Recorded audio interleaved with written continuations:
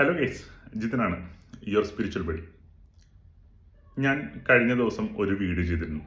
നമ്മൾ എപ്പോഴാണ് ഭക്തിമാർഗം സ്വീകരിക്കുന്നത്, എപ്പോഴാണ് ഉപാസന സാധന ചെയ്യേണ്ട സമയം അല്ലെങ്കിൽ ഏജിനെ പറ്റി ഞാനൊരു വീഡിയോ ചെയ്തിട്ടുണ്ടായിരുന്നു. ആ വീഡിയോ കാണാത്തവരുണ്ടെങ്കിൽ ആ വീഡിയോ കണ്ടിട്ട് ഈ വീഡിയോ കാണാൻ ശ്രമിക്കുക. എന്നാൽ മാത്രമേ ഞാൻ ഈ വീഡിയോയിൽ പറയുന്ന കുറച്ച് കാര്യങ്ങൾ നിങ്ങൾക്ക് മനസ്സിലാവുള്ളൂ, അല്ലെങ്കിൽ നിങ്ങൾക്ക് കുറേ കാര്യങ്ങൾ മനസ്സിലാവാണ്ട് പോകും. അതുകൊണ്ടാണ് ഞാൻ ആ വീഡിയോ കാണാൻ പറയുന്നത്. ഇപ്പോഴത്തെ ഒരു സൊസൈറ്റിയിൽ നമ്മുടെ സോഷ്യൽ മീഡിയ ഒക്കെ ഭയങ്കരമായിട്ട് വളർന്ന സിറ്റുവേഷനിൽ കുറേ സ്പിരിച്വൽ ലീഡേഴ്സും സ്പിരിച്വൽ ഗുരുസും നമ്മൾ മീറ്റ് ചെയ്യുന്നുണ്ട് ഈ പറയുന്ന സോഷ്യൽ മീഡിയ വഴി. അവരുടെ ഉപാസന രീതിയും സാധന രീതിയൊക്കെ നമ്മളോട് പറയുന്നുണ്ട്. അവർക്ക് കിട്ടിയ ബെനിഫിറ്റ്സ്, അവർക്ക് കിട്ടിയ അനുഭവങ്ങളൊക്കെ നമ്മളോട് പറയുമ്പോൾ നമ്മൾ എന്ത് ചെയ്യും? നമ്മൾ മുന്നേ പ്രാർത്ഥിച്ചിരുന്നവരെ മറന്നിട്ട് ഈ പറയുന്ന ഉപാസന സാധനയിലോട്ട് ബെനിഫിറ്റ്സിന് വേണ്ടി നമ്മൾ പോകും. അപ്പം നമുക്ക് എന്തെങ്കിലും പ്രശ്നമുണ്ടാകുമോ എന്നതിനെ പറ്റിയാണ് ഈ ഒരു വീഡിയോയിൽ ഞാൻ പറയുന്നത്. പ്രശ്നമുണ്ടാകും എന്ന് തന്നെ ഞാൻ പറയുള്ളൂ. എന്തുകൊണ്ടാണെന്ന് ഞാൻ വന്ന വഴിക്ക് പറഞ്ഞുതരാം. ഓക്കെ, ഒരു എക്സാമ്പിൾ ഞാൻ നിങ്ങൾക്ക് പറയാം. നിങ്ങൾ മുന്നേ പ്രാർത്ഥിച്ചിരുന്ന ദേവതയോ അല്ലെങ്കിൽ ഇഷ്ടദേവനോ നിങ്ങളുടെ ഒരു കൂട്ടുകാരനായിട്ട് നിങ്ങൾ സങ്കല്പിക്കുക. ശരിക്കും നമ്മൾ അങ്ങനെ അവരൊരു കൂട്ടുകാരനോ അല്ലെങ്കിൽ കൂട്ടുകാരിയായിട്ട് ഇങ്ങനെ സങ്കല്പിക്കേണ്ടത്. നമുക്കൊരു മാർഗനിർദ്ദേശമായിട്ടുള്ള ഒരു കൂട്ടുകാരിയായിട്ട് ഇങ്ങനെ സങ്കല്പിക്കുക. പെട്ടെന്ന് നമ്മൾ വേറൊരു ഇവരെ മറന്നിട്ട് വേറൊരു കൂട്ടുകാരിക്ക് പോകുമ്പോൾ അവർക്കുള്ളിലൊരു വിഷമം ഉണ്ടാവില്ലേ? ആ വിഷമം അവർക്കുള്ളിലുണ്ടാവും.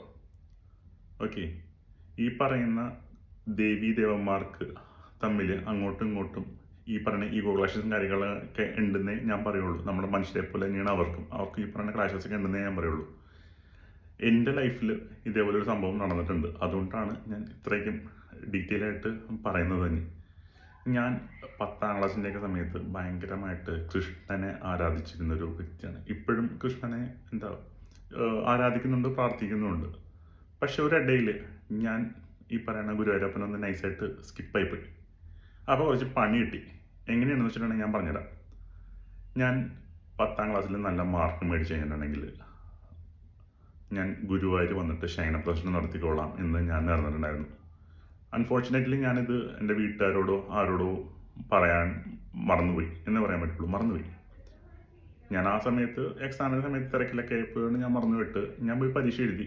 10ാം ക്ലാസ്സിന് റിസൾട്ട് വന്നു. എനിക്ക് അത്യാവശ്യം നല്ലൊരു മാർക്ക് ഉണ്ടായിരുന്നു. ഞാൻ പോലും പ്രതീക്ഷിക്കാത്ത നല്ലൊരു മാർക്ക് എനിക്ക് കിട്ടി 10ാം ക്ലാസ്സിൽ.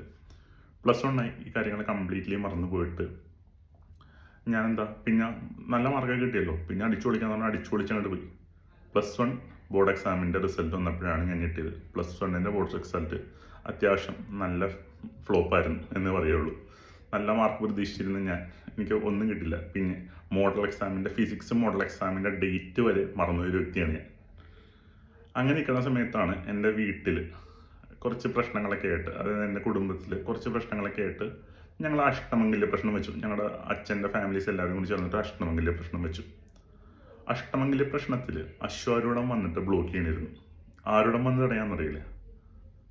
ആരൂഢം വന്ന് തടഞ്ഞിട്ട് നിൽക്കുന്ന ഒരു പ്രശ്നം. അപ്പം എന്തെടുത്തിട്ടും ആരൂഢം വന്ന് തടയണമായിരുന്നു. അങ്ങനെ നോക്കി പോയി കഴിഞ്ഞപ്പോൾ പറഞ്ഞു, ഗുരുവായൂർ ആരോ ഒരു കാര്യം ഗുരുവായൂരപ്പൻ നേർന്നിട്ടുണ്ട്, കൃഷ്ണൻ നേർന്നിട്ടുണ്ട്, അത് നടത്തണം, എന്നാൽ മാത്രമേ ആരൂഢം തെളിയുള്ളൂന്നുള്ളൂ. അങ്ങനെ കുടുംബത്തിൽ എല്ലാവരും തമ്മിൽ ചർച്ചയായി. ആരാണ് എന്തെങ്കിലും മറന്നു എന്നൊക്കെ ചോദിച്ചു. ഏറ്റവും അവസാനം ആളെ കണ്ടുപിടിച്ചു. ഞാൻ തന്നെ ഇരുന്നു. കാരണം ഞാൻ മുന്നേ പറഞ്ഞിരുന്നു ഞാൻ ശയനപ്രദർശനം ഞാൻ വിട്ടുവെന്ന്. പിറ്റേ ദിവസം രാവിലെ തന്നെ വീട്ടുകാരൊക്കെ കൂടി എന്നെ പൊക്കി എടുത്തുകൊണ്ട് പോയിട്ട് ഗുരുവായൂർ അമ്പലത്തിൽ പോയിട്ട് ശയനപ്രദർശനം നടത്തി. കഴിച്ചു കഴിഞ്ഞു. അത് കഴിഞ്ഞപ്പോഴേക്കും അവിടെ നിന്ന് കോൾ വന്നു, ആരൂഢം തെളിഞ്ഞിട്ടുണ്ട്, ഇങ്ങോട്ട് കഴിഞ്ഞിട്ട് പോന്നു എന്ന് പറഞ്ഞു. അങ്ങനെ വേറെ പ്രശ്നങ്ങളൊന്നും ഉണ്ടായില്ല. അതേപോലെ പിന്നെ എന്ത് പറ്റിയെന്ന് വെച്ചിട്ടുണ്ടെങ്കിൽ +2 റിസൾട്ട് വന്നു. അത്യാവശ്യം നല്ല മാർക്ക് ഉണ്ടായിരുന്നു. അപ്പോൾ ഈ പറയുന്ന പ്രശ്നങ്ങൾ നമുക്ക് വരും. അതായത് നമ്മൾ ഒരാളെ വിട്ടിട്ട് വേറൊരാളോട് പോകുമ്പോഴും ഇവരെ മറന്നു പോയി കഴിഞ്ഞാലും പ്രശ്നങ്ങൾ വരും. ഇനി വേറൊരു ന്യൂസിനും കൂടി ഉണ്ട് ഇതിൻ്റെ പുറകിൽ. ഈ പറയുന്ന പോലെ ഈ കുറച്ച് ഇൻഫ്ലുവൻഷ്യൽ ആയിട്ടുള്ളൊരു ഗുരു എന്ന രീതിയിൽ ഒരാൾ എൻ്റെ ലൈഫിലോട്ട് വന്നു. പുള്ളി ഉപാസിക്കുന്നത് വേറൊരു മൂർത്തിനെയാണ് അല്ലെങ്കിൽ വേറൊരു ദേവീനെയാണ്. ഞാനും ഈ പറയുന്ന പുള്ളിയുടെ അമാനുഷിക ഭാവത നേടി ആദ്യം പോരുന്നു. അപ്പോൾ ഈ പറയുന്ന ഗുരുവായൂരപ്പനെ വന്നു. പക്ഷേ പുള്ളി ടൈം ആയപ്പോൾ വന്നിട്ട് പണി തന്നു. എന്നിട്ട് പറഞ്ഞു, മറന്നല്ലേ എന്ന് ചോദിച്ചു. മറന്നു. പക്ഷേ ആ പണിയുടെ ഇടയ്ക്കിടയ്ക്ക് കിട്ടിക്കഴിഞ്ഞപ്പോൾ എനിക്ക് തോന്നി ശരിയാണ്, മറക്കാൻ പാടില്ല. അങ്ങനെയൊക്കെ സമയത്ത് ഞാൻ ഈ പറയുന്ന എൻ്റെ ഒരു ഗുരുനാഥനോട് ചോദിച്ചു കഴിഞ്ഞപ്പോൾ പുള്ളി പറഞ്ഞു, ഒരിക്കലും നമ്മൾ ആരെയൊക്കെ പ്രാർത്ഥിച്ചിട്ടുണ്ടോ അവരൊന്നും നമുക്ക് മറക്കാൻ പറ്റില്ല. മറന്നു പോയി കഴിഞ്ഞിട്ടുണ്ടെങ്കിൽ അപ്പം പണി കിട്ടും. എസ്പെഷ്യലി ഗുരുവായൂരപ്പനൊക്കെ ഓൺ ദ സ്പോട്ടിൽ പണി തന്നുകൊണ്ടിരിക്കുക. അതുകൊണ്ടാണ് ഞാൻ പറയുന്നത്, നമ്മൾ ഒരാളെ പ്രാർത്ഥിച്ചു തുടങ്ങി കഴിഞ്ഞിട്ടുണ്ടെങ്കിൽ അവരെ തന്നെ നമ്മൾ സ്റ്റിക്ക് ഓൺ ചെയ്യാം. റിസൾട്ട് വരും, സമയമാകുമ്പോൾ വന്നുകൂടും നമുക്ക്. ഞാൻ മുന്നേ പറഞ്ഞിരുന്നു, റിസൾട്ട് നേടാൻ വേണ്ടി മാത്രം നിങ്ങൾ പ്രാർത്ഥിക്കരുത്. നമ്മുടെ ഒരു ആനന്ദത്തിന്, നമ്മുടെ ഒരു പ്രൊട്ടക്ഷനും വേണ്ടി മാത്രമേ നമ്മൾ പ്രാർത്ഥിക്കാൻ പാടുള്ളൂ. ഈ പറയുന്ന പോലെ ഗുരുവായൂരപ്പനെ കണ്ടിന്യൂസ്ലി പ്രാർത്ഥിച്ചിരുന്ന ഒരു വ്യക്തി തന്നെയായിരുന്നു. ഞാൻ ബിടെക്കാണ് പഠിച്ചത്, ഇലക്ട്രിക്കൽ ആൻഡ് ഇലക്ട്രോണിക്സ് എഞ്ചിനീയറിംഗ് പഠിച്ചത്. ഓരോ സെമിസ്റ്ററും ഞാൻ ഫുൾ പാസ് ആയി കഴിഞ്ഞിട്ടുണ്ടെങ്കിൽ വന്ന് ഗുരുവായൂർ ഒന്ന് ക്ഷേമ പ്രതിഷ്ഠ നടത്തിക്കൊള്ളാന്ന് പറഞ്ഞു. ഞാൻ ചെന്നിട്ടുണ്ട്, നടത്തിയിട്ടുണ്ട്. പക്ഷേ ഞാൻ പ്രാർത്ഥിക്കുകയും ചെയ്യുന്നുണ്ടായിരുന്നു, ഞാൻ പഠിക്കുകയും ചെയ്യുന്നുണ്ടായിരുന്നു. ഞാൻ പറഞ്ഞിരുന്നു, ഞാൻ പാതി ദൈവം പാതി. ഞാൻ എൻ്റെ ഇത് ചെയ്തു, പ്രാർത്ഥിച്ചിട്ടുണ്ട്, ഈ പറഞ്ഞ പഠിച്ചിട്ടുണ്ട്. എനിക്ക് എല്ലാ സെമിസ്റ്ററും ഫുൾ പാസ്സായിരുന്നു. ഭാഗ്യം കൊണ്ടോ അല്ലെങ്കിൽ ദൈവത്തിൻ്റെ ഗുണം കൊണ്ടോ എല്ലാ സെമിസ്റ്ററും ഫുൾ പാസ്സായിരുന്നു. ഞാൻ പഠിച്ച് പാസ്സായിട്ടുണ്ട്. അപ്പോൾ പറയേണ്ട ഇമ്പോർട്ടൻ്റ് ആയിട്ടുള്ളൊരു കാര്യം ഇതാണ്, നമ്മൾ പ്രാർത്ഥിച്ചിരുന്നവരെ മറക്കരുത്, പ്രാർത്ഥന മുടക്കരുത്, നമ്മൾ കൺസിസ്റ്റൻ്റ് ആവണം.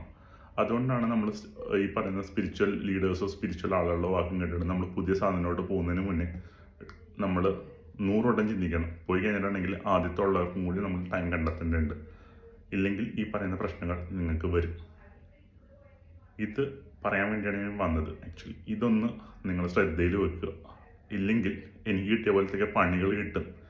ഓക്കെ, അപ്പോൾ അടുത്ത വീഡിയോ കാണാം ഗൈസ്. ബൈ.